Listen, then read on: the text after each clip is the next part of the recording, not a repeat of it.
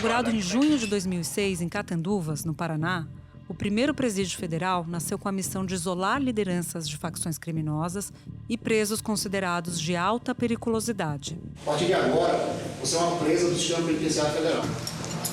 A Catanduvas se juntaram outras 4 unidades: Campo Grande, Porto Velho, Mossoró e Brasília. São nessas prisões, consideradas de segurança máxima, que estão detentos como Fernandinho Beiramar, Marcola, Marcinho VP e Nenda Rocinha. As regras ali são muito simples. A primeira regra é mais simples de todas. Obediência ao agente. O que o agente falar, você obedece. Cada um dos presos fica em uma cela individual e é revistado sempre que entra ou sai dessa cela. Mas parte das celas é para os presos do chamado RDD, Regime Disciplinar Diferenciado. Nesse regime, os presos ficam em isolamento total, só saindo, de vez em quando, para falar com o advogado ou ir ao serviço de saúde. Ok. Ergue os braços. Tá. 3 agachamentos. Pode aproximar e se vestir. Em um rígido sistema de segurança que, em quase 20 anos de história, era considerado infalível. Nós não temos, nunca tivemos no sistema penitenciário federal rebeliões, fugas, mortes violentas, celulares, são números 0. No dia 14 de fevereiro de 2024, foi registrada a primeira fuga da história do sistema federal. 2 presos ligados ao Comando Vermelho e que estavam em RDD conseguiram escapar da penitenciária de Mossoró, no Rio Grande do Norte, durante a madrugada. Enquanto centenas de policiais caçam os 2 fugitivos, as falhas e brechas que permitiram a fuga começaram a aparecer. Falhas no projeto, estruturas desgastadas, protocolos que não foram seguidos, câmeras inoperantes ou com a qualidade ruim.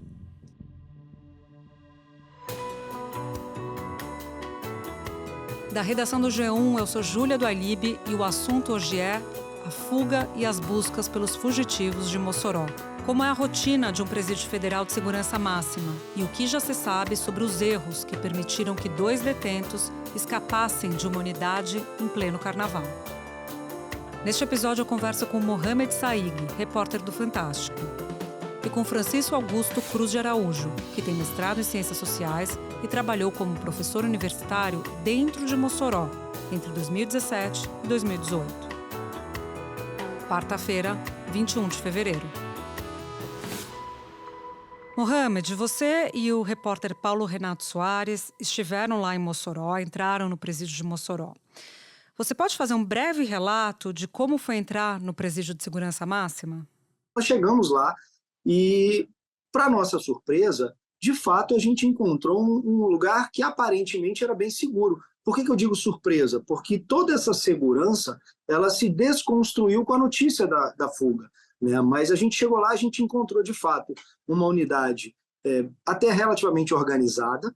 A gente passou por pelo menos 4 pontos de revista, inclusive com equipamentos eletrônicos, raio-x, detectores de metais, tanto o portal como também o bastão. Então, claro que a gente inicialmente pensa, bom, resolveram os problemas agora que a fuga aconteceu. Mas, de fato, a gente entrou e a gente percebeu que pelo menos a normalidade do que a gente imaginava em relação a uma unidade de segurança máxima tinha voltado a Mossoró naquele primeiro momento. Porque, independentemente do que venha a mostrar a investigação, a conclusão dela, a penitenciária federal de Mossoró já ficou marcada para sempre como a primeira unidade onde se teve uma fuga de fato.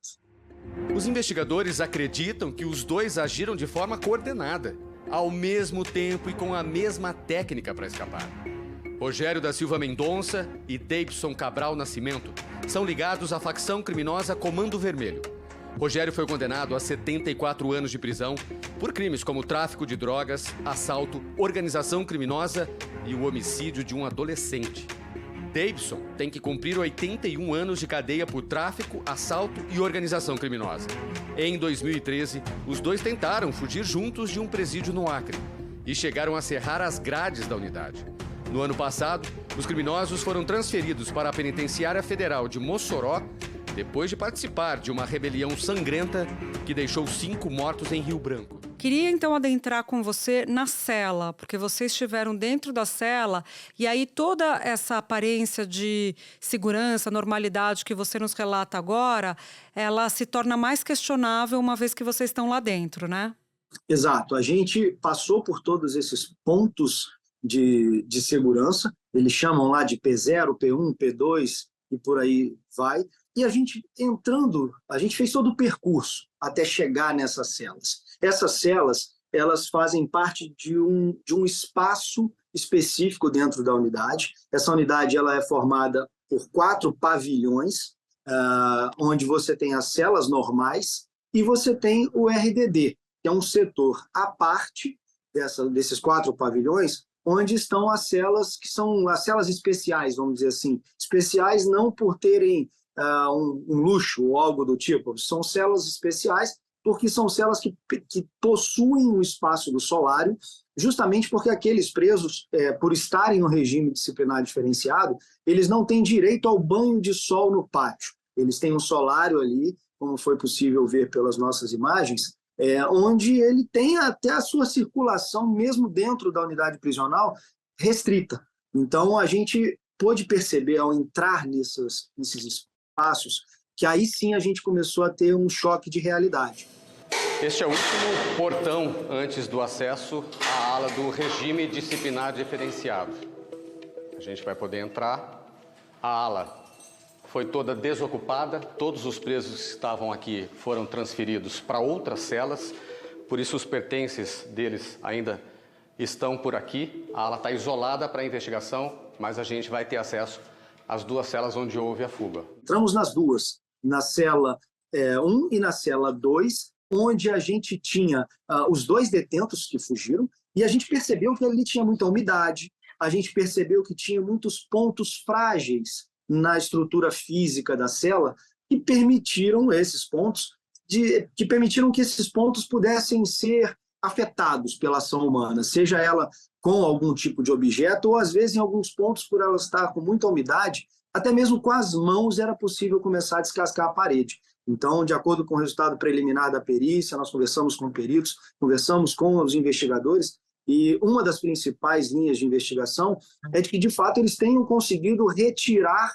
pedaços ali dos vergalhões de aço que fazem parte dessa estrutura, para pelo menos, se não foi para dar início, mas pelo menos para ajudar nessa escavação, né, para poder conseguir finalmente tirar o shaft do lugar e também abrir um pouco mais de espaço naquela estrutura do shaft para que eles finalmente conseguissem passar por ali e ganhar acesso até o teto, do teto ao pátio externo da unidade federal e, consequentemente, depois de romper aquele alambrado, aquela grade, aí sim eles deixarem o presídio de uma vez por todas. Mohamed, quando vocês entram na cela, vocês veem ali a estrutura toda com os vergalhões aparecendo. Você saberia me dizer se parte dessa estrutura já estava aparente ou se ela se torna aparente só depois da intervenção dos 2 fugitivos? Nós fizemos esse questionamento, tá? Tanto em on quanto em off, tentamos conversar com as pessoas que estão ali no dia a dia, e as informações que nos chegaram é de que, de fato, não existia vergalhão aparente, né? Ao mesmo tempo, já foi noticiado, os próprios agentes penais que trabalham ali reconheceram, admitiram que, ao contrário do que prevê o regulamento ou a norma de conduta numa unidade federal de segurança máxima, essas celas não vinham sendo vistoriadas diariamente. Então, não é possível saber quando que isso começou, mas, ao mesmo tempo, eles dizem que não existia nenhum vergalhão ou nenhum buraco na parede, né? Ali a gente são portas de aço que tem uma pequena passagem por onde geralmente se entrega a refeição, se passa remédio ou algum objeto. Então, quando os agentes penais eles admitem que não faziam regularmente, diariamente, essa vistoria nas celas, eu acho que é plausível de que, de fato, os presos tenham eles iniciado essas escavações, por assim dizer, e acabado tendo tempo para prosseguir. Porque outra coisa que chamou a atenção é que, mesmo se alguém, ao abrir aquela passagem, vamos dizer assim, pela fresta da porta, não é algo que, mesmo se a pessoa abrisse a porta inteira da cela, Júlia, não estaria aos olhos assim de quem não entrasse na cela essas falhas na construção. Primeiro porque a que mais tinha falhas de vergalhões eram espaços de estrutura que ficavam na parte inferior, debaixo de uma mesa de concreto que existe. Então, quem chegasse ali e olhasse superficialmente, ainda que entrasse na cela, não iria ver. A gente precisou, de fato, deitar no chão e olhar debaixo da mesa para que a gente pudesse perceber que nessa base, debaixo da mesa, é que faltavam vergalhões. E o outro ponto onde a gente percebeu que também faltavam pedaços de vergalhões de aço era justamente o que seria o que a gente poderia chamar de box do banheiro, de box do chuveiro onde eles tomavam banho. Então, os dois pontos onde a gente notou que houve mais escavação e houve mais dano nessa estrutura das paredes foram exatamente nesses dois pontos que de fora ninguém perceberia e mesmo dentro seria importante que olhasse direito. Então, Mohamed, pelo que você está nos narrando, tem uma série de falhas aí. Tem a vistoria que não era feita, pelo que vocês apuraram lá, pelo menos da maneira como deveria. 2, tem essa questão da estrutura, que possibilitou que eles descascassem a parede e atingissem os vergalhões. Se junta a isso a questão do buraco atrás da luminária. A gente trouxe no G1 e na Globo News hoje que era um problema que já havia ocorrido em Catanduvas, já tinha virado um relatório para o Ministério da Justiça e que nada foi feito nas outras unidades que também tinham esse buraco, como Mossoró. E colocaria um outro elemento aí, sobre o qual eu gostaria de conversar com você, que é a questão das câmeras. Vocês tiveram acesso a relatórios que mostravam essa deficiência também na parte das câmeras que deveriam monitorar os ambientes da prisão. Exatamente, Júlia. Esse problema não era uma novidade, de fato, para as autoridades. Pelo menos a gente parte desse princípio quando a gente nota que desde 2019 já haviam relatórios, já haviam comunicados dando ciência das falhas, da falta de câmeras, do funcionamento precário, da qualidade, de pontos cegos, ou seja, isso tudo já havia sido relatado. Não era só de conhecimento dos agentes penais, mas eles transformaram isso em documentos que foram repassados pelos diversos órgãos, desde a direção da unidade, a direção das unidades federais, até chegar ao Ministério da Justiça, desde 2019. Eles chamam a atenção, tem uma outra coisa que é muito grave, que vai muito além da qualidade dessas câmeras, que é o fato de que qualquer queda de luz ela inviabilizava o monitoramento, não de pontos, mas por completo.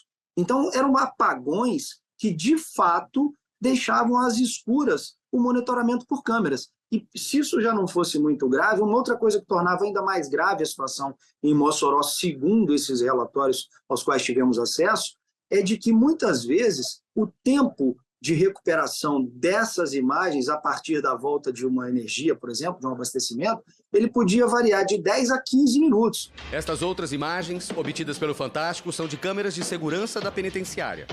A má qualidade da imagem impressiona. Investigadores dizem que este é o único registro dos detentos durante a fuga. É difícil enxergar, mas estes dois pequenos pontos brancos seriam os dois fugitivos passando por baixo das telas, rastejando. A imagem ruim também pode ter prejudicado o monitoramento. A fuga aconteceu às 3 da madrugada de quarta-feira, mas os agentes penitenciários só deram falta dos detentos quase 2 horas depois. E lembrando que eram câmeras que, pelo que nós apuramos também, não eram câmeras com sensor de movimento, por exemplo. Elas dependiam da ação humana, entende? Então, isso tudo vai limitando a capacidade de vigilância de uma unidade tão importante e tão perigosa como essa pelos detentos que estão ali. A penitenciária de segurança máxima em Mossoró ocupa uma área de 12 mil metros quadrados. A capacidade é para 208 detentos. Hoje tem pouco mais de 80. Entre eles, o traficante Fernandinho Beiramar. E quando vocês questionavam lá em loco mesmo as fontes, as pessoas com quem vocês conversaram, integrantes do MJ, Ministério da Justiça, os próprios policiais penais, o que eles diziam para vocês sobre essas falhas? A primeira resposta, e era unanimidade, era de que eles nunca imaginaram ter um problema de dentro para fora. Eles reconheceram que todas as medidas, ou as principais medidas, eram em relação a qualquer tentativa de ataque externo, tentativas de invasão, de resgate, mas que nunca de dentro para fora. E também reconheceram que o fato de os presos que estavam naquele setor do regime diferenciado eram presos que não saem das celas. Então, eles reconheceram que a preocupação e a vigilância era muito maior em relação àqueles presos que vão para o banho de sol, que muitas vezes têm contatos com outros detentos ali, e a vigilância era muito pesada, segundo eles, justamente para evitar que eles estivessem ali conversando sobre algo que não pudesse, planejando alguma coisa. A única certeza que a gente saiu de lá tendo é de que não haveria fuga se não houvesse, pelo menos, um relaxamento ou uma displicência. As investigações elas seguem, elas vão apurar se houve alguma facilitação intencional. A Polícia Federal apura se a fuga foi facilitada por servidores ou operários da obra. A investigação ainda tem muitas perguntas sem resposta. Como foi possível tudo isso acontecer sem que ninguém percebesse? E o barulho da quebradeira não foi ouvido? E mais, como 2 presos em celas separadas, sem direito a terem contato com outros presos, conseguiram se comunicar, planejar e botar em ação juntos o plano de fuga? Mas, independentemente de ter havido ou não algum tipo de favorecimento, de facilitação para que essa fuga acontecesse, a única coisa que eu acho que podemos afirmar é que, sem essa displicência, sem a quebra desses protocolos, dificilmente haveria uma fuga. Logo se falou, quando veio a público a notícia da fuga, que deveria ter ajuda humana. O próprio juiz corregedor foi um dos primeiros a dar a entender que deveria ter uma ajuda interna. Mas conforme as investigações foram caminhando, se trabalha também com a hipótese de que houve uma displicência, como você bem colocou, e não necessariamente um ato de corrupção, né? Como se os protocolos não tivessem sido seguidos. Uma dúvida que eu fiquei é sobre as celas. O regime em RDD, eles ficam incomunicáveis, mas me disseram que essas celas da parte de RDD, de Mossoró, que são 12 celas, 6 de um lado, 6 de outro, e vocês mostram isso muito bem na matéria do Fantástico, que as celas de 2 em 2 tinham comunicação, era possível um cara gritar para o outro. Você percebeu isso em loco? Sim, a gente esteve nas 2 celas. Na verdade, nós entramos em todas as celas. A gente analisou e pôde verificar, por exemplo, que elas eram iguais. A gente pôde perceber que em praticamente todas elas havia sinais de umidade nas paredes. Eu chamo a atenção porque é o seguinte, a gente, em momentos distintos, a gente se ouviu. O Paulo Renato ficou numa cela, eu fiquei em outra, a gente se dividiu nos trabalhos e, de fato, a gente conseguia se ouvir. Essa dificuldade em relação ao isolamento, a gente nota que, entre outras coisas ali na estrutura física das celas, existem 6 frestas por onde entram não só a iluminação, além dessa luminária, mas por onde entra não só a iluminação, como também o ar. Então, como são celas contíguas, que elas têm o seu fundo voltados ali, ligados pelo mesmo shaft, vamos dizer assim, eu acho que deve ser impossível, muito difícil de isolar completamente o áudio, o som se propaga nesse espaço, né? Então, o que há, ou o que deve haver, é um monitoramento, uma vigilância sobre o que se diz, até para que tenha segurança de que não estão ali tramando, né? Mas os presos, ao que nós pudemos apurar ali em campo, a gente percebeu que eles, quando fizeram um buraco, não é ao contrário do que a gente mesmo imaginava, não é que eles ficaram batendo, como se estivessem ali martelando a parede. Eles fizeram, na verdade, um processo de maneira como se eles ficassem ali raspando os arredores da estrutura metálica do shaft, justamente para que eles pudessem não chamar muita atenção e não provocar muito barulho. Ao mesmo tempo, eles, ao raspar aquilo que já tinha aí um processo de deteriorização por conta dessa umidade que eu falei, permitiu que eles botassem ali, provavelmente, pelo que nos falaram aí alguns peritos, eles botassem as pontas dos dedos e puxassem a caixa de metal do shaft, que é muito pesada, inclusive, e desencaixasse aquilo ali, né? Então, a gente pode perceber que, de fato, é possível que eles tenham conseguido sem fazer muito barulho. E outra coisa que eles chamaram a atenção da gente, os peritos, é que enquanto um fazia um pouco mais de barulho, o outro, uma das medidas que se apura é de que eles faziam barulhos batendo nos colchões ou no colchão da sua cela, porque o barulho do colchão, em tese, é um barulho normal, não chamaria a atenção dos agentes penais. Claro que isso foi uma ação coordenada por eles, inclusive com a possibilidade de ter havido ali até troca de material, não se sabe ainda, mas sim, foi uma ação coordenada, eles conseguiram de fato se falar sem que necessariamente eles precisassem falar alto, porque os espaços, as passagens de som ali, de ar, permitiriam uma comunicação mais baixa, ainda mais com essa expertise que eles tiveram, segundo as investigações preliminares, de fazer barulho, como barulho no colchão, por exemplo, para poder dificultar aí, uma suspeição por parte dos agentes penais. E tem a possibilidade de algum instrumento ter entrado em uma das celas, né? Que vocês acabam tendo essa informação com uma das peritas que vocês ouvem, né? Então, quer dizer, mais uma irregularidade e a partir daí eles terem conseguido fazer toda essa operação com os vergalhões, não? Exato, essa é uma das possibilidades que se investiga, mas eu posso te dizer que assim, não dá para saber ainda, pelo menos com o que pudemos ver ali de perto, se teve ou se não teve, mas eu acho que estava ali uma estrutura que talvez nem fosse preciso, isso é grave na minha opinião, nem fosse preciso algo além dos próprios vergalhões que eles tinham em mãos, porque como eu disse, eles foram raspando, a gente nota olhando mais de perto ali, que não era necessário martelar o vergalhão de aço, ele seria talvez suficiente para ir tirando aos poucos, justamente pelo tempo, que a própria perita diz que eles não precisariam de mais do que 3 dias, pelo menos, para poder abrir aquele buraco. Porque nem o buraco, por incrível que pareça, é um buraco pequeno, né? Então, você nota que eles abriram só, arredondaram uma das partes, que era para passar a cabeça, e nem ficaram se preocupando em abrir um buraco maior. Eles queriam mesmo era sair o quanto antes possível. Então, assim que eles conseguiram abrir o suficiente para passar, eles foram embora e não se preocuparam nem em levar as ferramentas que estavam ali e ficaram para trás. A gente percebe que assim, esses fugitivos, eles, a questão da forma, não só da maneira como eles abriram o buraco e a passagem, mas chama a atenção que eles foram muito meticulosos. Peritos do Instituto Nacional de Criminalística usaram equipamentos sofisticados para escanear e analisar cada centímetro das celas. Eles querem descobrir quanto tempo os detentos levaram para retirar a luminária e preparar a fuga. A estimativa é de que foram mais de 3 dias. Já está confirmado que os fugitivos usaram uma mistura de sabonete e papel higiênico como uma espécie de reboco para camuflar os buracos nas paredes. O sabonete também foi usado para deixar o buraco mais escorregadio e facilitar a passagem deles.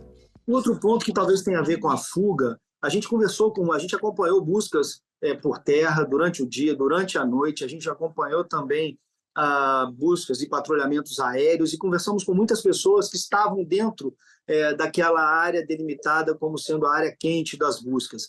E um detalhe interessante é que, assim, eles, ao contrário, eu que acompanhei de perto, fiquei mais de 10 dias ali acompanhando as buscas do caso Lázaro, em Goiás, ao contrário do que o Lázaro fez, que ele continuou cometendo crimes enquanto fugia, isso, por um lado, até ajudou as autoridades a saber por onde ele passava.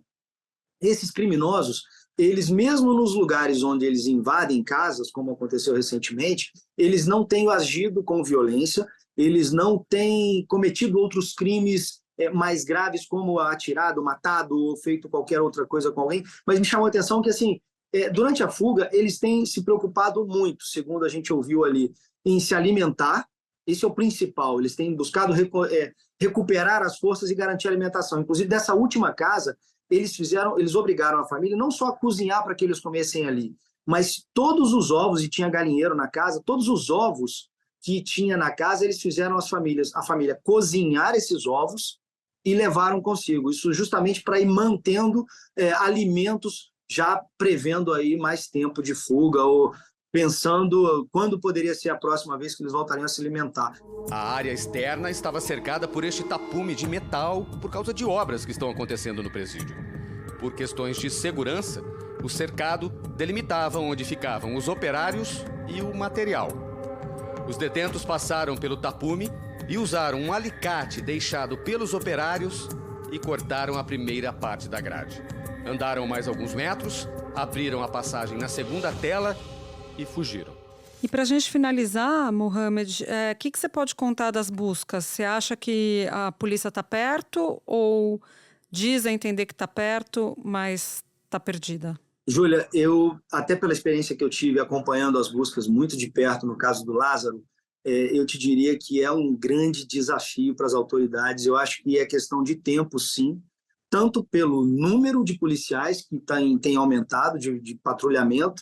O ministro da Justiça, Ricardo Lewandowski, autorizou o envio da Força Nacional aqui para Mossoró. Serão 100 agentes e 20 viaturas. A tropa vai se juntar aos policiais que já estão atuando nas buscas pelos foragidos da Penitenciária Federal de Mossoró. São mais de 500 agentes das forças de segurança. Na semana passada, Lewandowski já havia pedido a inclusão dos foragidos na lista de procurados da Interpol. Como também pelo cansaço, porque é inevitável que esses fugitivos estejam cansados e beirando a exaustão. Então, eu acho que são dois fatores que jogam muito mais a favor da polícia do que necessariamente dos bandidos. De perto, nota-se, fica mais fácil de a gente perceber o quão difícil é encontrar esses bandidos, principalmente pela área de mata que existe aqui naquela região. Com relação às buscas, também isto é algo que não podemos precisar. É um terreno complexo do ponto de vista das buscas, porque ele é basicamente coberto por matas, é uma zona rural, é uma área extensa, existem casas esparsas nessa zona rural, portanto é um trabalho complexo, trabalho de busca de duas pessoas numa área extensa. Não temos prazo para terminar, estamos envidando todos os esforços. Então, olhando de longe, eu achei que fosse menos complexo do que pudemos perceber estando ali. Mohamed, muito obrigada pela participação aqui no assunto. Parabéns pelo trabalho que vocês fizeram lá em Mossoró e fica o convite para uma próxima vez. Tá ótimo, eu que agradeço, estou sempre à disposição aí no que eu puder ajudar, contem comigo. Espera um pouquinho que eu já volto para falar com o Augusto. Professor, o senhor deu aulas por 2 anos no presídio de Mossoró. Pode nos contar como foi que o senhor começou a trabalhar lá e como que era a sua rotina para entrar nessa unidade de segurança máxima? Eu conheci o Presídio Federal de Mossoró antes dele ser inaugurado. Na época que eu fazia graduação em Mossoró, eu sou formado em Ciências Sociais, eu fui convidado porque fazia parte do Conselho da Comunidade da Execução Penal. E aquele presídio para a gente, para a cidade, né, uma cidade pequena, com menos de 300 mil habitantes, significava uma chegada de uma nova rotina de vida. E aí, alguns anos depois, eu vim para Natal, fiz o meu mestrado também em Ciências Sociais, eu sou pesquisador da área de segurança pública do sistema prisional, fui convidado para ser o responsável por fazer a mediação entre um grupo de alunos que foi aprovado numa instituição de educação superior da Penitenciária Federal de Mossoró e a própria instituição. Então, a minha função lá era não só ser professor, mas era também adaptar a instituição de ensino aos critérios de segurança daquela unidade prisional. E aí, no ano de 2017 e 2018, eu fui à penitenciária regularmente, na condição de professor, como também na condição de coordenador pedagógico de um grupo de 9 presos que foram aprovados no processo seletivo. Então, pelo que o senhor está nos narrando, o senhor acompanhou de perto a rotina dos presos. O senhor pode nos contar como é ela? Olha, eu atuei dentro da penitenciária na condição de professor. A gente sabia que o horário das refeições, eles são extremamente rigorosos, então as aulas elas não podem entrar nos horários das refeições. O banho de sol também é uma assistência, é uma garantia, um direito que o preso tem e que é inegociável. Então, as aulas elas não podem acontecer no horário do banho de sol. O preso ele passa 22 horas dentro da cela e 2 horas no banho de sol, né? O banho de sol acontece em um pátio. Então, imaginem só uma quadra de futsal, né, com raias e que os presos ficam correndo, indo e voltando em dupla, né? eles não podem se aglomerar, eles não podem se reunir, não podem conversar com mais de 2 pessoas. Então, presos do pavilhão A fazem um banho de sol, tomam um banho de sol no horário X, pavilhão B, pavilhão C, pavilhão D. Então, essa é uma rotina muito rígida. E a educação ela precisava se adaptar a essa rotina para poder ser implementada dentro daquela unidade prisional. E aí eu sei também que era garantido assistência religiosa para os presos, o contato com seus familiares, a visita com os advogados, né? Algumas vezes eu cheguei para fazer as atividades para dar aula, e aí a gente passa pelos mesmos portões que os advogados passam. Então, assim, a gente passa pelos portais detectores de metais, passa por todos os portões, passa por toda a vistoria. Nossa documentação ela tem que ser enviada previamente para que eles façam a avaliação se a gente coloca a penitenciária de alguma forma em risco de fuga, ou, enfim. A penitenciária federal, ela é aquela que consegue garantir o máximo o que diz a lei das execuções penais. E o senhor nos narrou o regime no Presídio Federal e tem um RDD que também faz parte do Presídio Federal em que os presos nem saem, né, das celas. O senhor teve contato com alguém em RDD em Mossoró? Eu fiquei muito surpreso quando eu tive notícia de que os presos que fugiram, eles estavam em um pavilhão que é mais seguro do que esses pavilhões em que nós atuamos dando aula. O preso que está no RDD, ele não tem direito a banho de sol, não tem direito a estudar, ele não tem direito à visita familiar, não tem direito à assistência religiosa, ele só tem direito a contato com o seu advogado.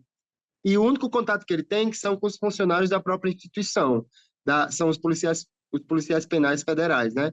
E aí foi desse pavilhão que os dois que estavam em celas separadas fugiram utilizando a mesma metodologia, né?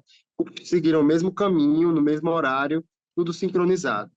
O senhor pode especificar para a gente como que era esse ambiente de estudo, como é que era o esquema de segurança para esses presos que podiam estudar, participarem das aulas? Os critérios de segurança, eles começavam muito antes da gente chegar lá, né? 15 dias antes de eu desenvolver uma aula lá, ou levar algum professor para fazer alguma atividade, a gente já recebia as orientações por e-mail. A vestimenta, ela tinha um protocolo, né? Um protocolo sobre as vestimentas.